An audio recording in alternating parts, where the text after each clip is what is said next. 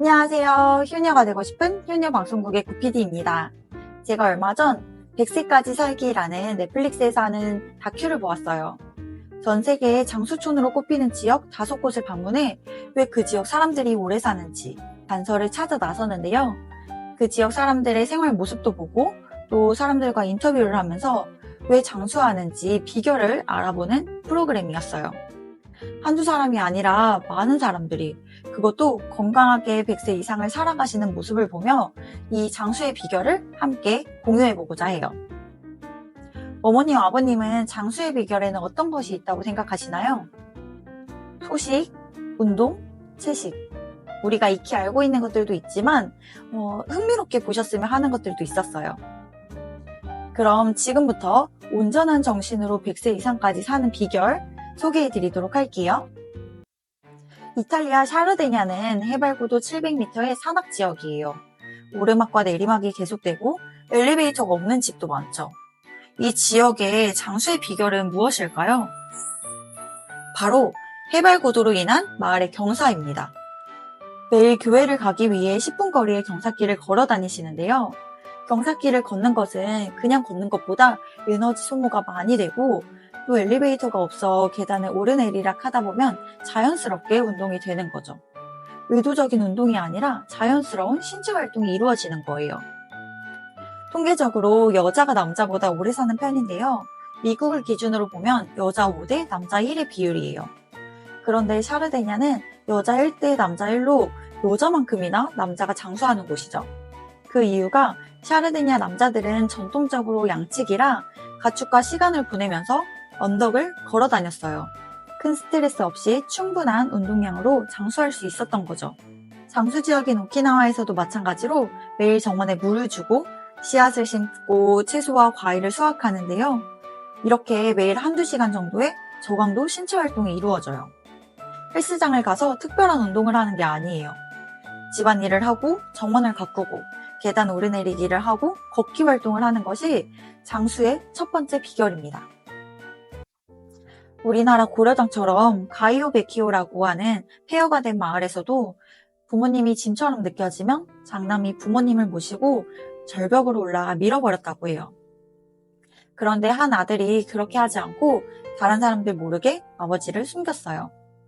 시간이 지나고 아들이 승승장구하자 사람들이 승승장구하는 비결에 대해 물어봤는데요. 그때서야 우리 아버지는 살아 계시고 우리 아버지를 통해 얻은 지혜가 내 성공의 비결이다 라고 말했다고 해요. 이렇게 어르신과의 소통을 소중하게 여기고 어르신을 공경하고 존중하는 것, 이것이 두 번째 장수 비결의 핵심입니다.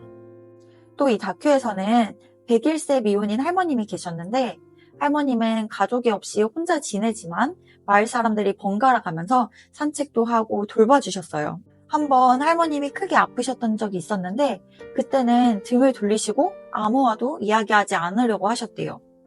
이렇게 하다가는 할머님이 돌아가실 수도 있겠다라고 생각해서 마을 사람들이 소그룹으로 돌아가면서 간병도 해드리고 또 음식도 먹여주셨다고 해요. 만약 그때 주변에 사람들이 없었으면 어땠을까요? 이렇게 장수마을 사람들은 어르신과의 소통을 소중하게 여기고 가족은 물론이고 이웃도 가족처럼 끈끈하게 챙겨주고 돌봐주는 모습을 볼 수 있었어요. 뿐만 아니라 사교 모임을 통해 서로 취미 활동도 하고 수다도 떨면서 좋은 친구 관계를 유지하는 것. 그 관계를 통해서 외로움을 벗어날 수 있는 것이 두 번째 비결입니다. 이분은 몇 세처럼 보이시나요? 다큐를 직접 보시면 더 놀라실 텐데요. 허리도 굉장히 꼿꼿하시고 말도 편하게 타시는 이분은 70세라고 말해도 손색이 없죠. 그러나 1921년생으로 지금 100세가 넘으신 분이에요. 그런데 여전히 일을 하고 계세요. 코스타리카 니코야인들은 실제 나이의 기대치보다 생물학적 나이가 10살 정도 젊다고 해요. 그 이유는 플랑 데 비다, 즉 목적의식이 있다는 건데요. 오키나와도 이와 비슷하게 이키가이라는 개념이 있는데 생명을 뜻하는 이키와 또 목적을 뜻하는 개념이 결합된 말이에요. 즉 매일 아침 일어날 이유가 있다는 거예요. 진정한 목적을 찾고 나의 재능을 활용하고 보람을 느끼는 것, 나의 존재 이유를 아는 것입니다. 하루하루 사니까 살아가는 태도와 내가 무엇을 좋아하고 무엇을 잘하고 내가 어떤 도움을 주며 살아갈 수 있는지를 알고 사는 것과는 천지 차이라고 해요. 내가 특별한 재능이 있어서 이 세상은 나를 꼭 필요로 해 와 같은 대단한 목적의식이 아니라, 예를 들어 수세미 많이 만드시잖아요. 내가 만든 수세미를 다른 사람한테 선물했을 때 내가 도움이 될 수 있고 또 다른 사람은 나를 통해 감사해하고 행복해할 수 있구나 라는 존재 이유를 찾을 수도 있는 거죠. 이렇게 목적의식을 가지고 사는 것이 세 번째 장수 비결입니다. 마지막으로는 이미 알고 계신 것처럼 현명한 식습관을 갖는 것입니다. 이미 익히 알고 계셔서 간단하게만 소개해드리자면, 육류 위주의 식단보다는 곡물과 콩, 채소 등의 균형 잡힌 채식 위주의 식단으로 80%만 먹는 것입니다. 항산화와 항염증에 좋은 허브차를 마시고 설탕 대신에 천연 꿀을 먹는 방법도 있죠. 또 적당량의 와인도 좋다고 하네요. 5개의 지역에서 찾은 이 공통적인 4가지 비결을 미국의 한 지역에 적용을 해봤는데요.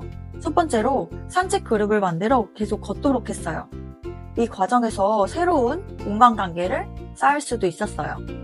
두 번째로는 더 건강한 식료품과 식당을 소개하면서 현명한 식습관을 갖도록 했어요. 세 번째는 다른 사람들을 돌보며 봉사활동의 기회를 갖도록 했어요.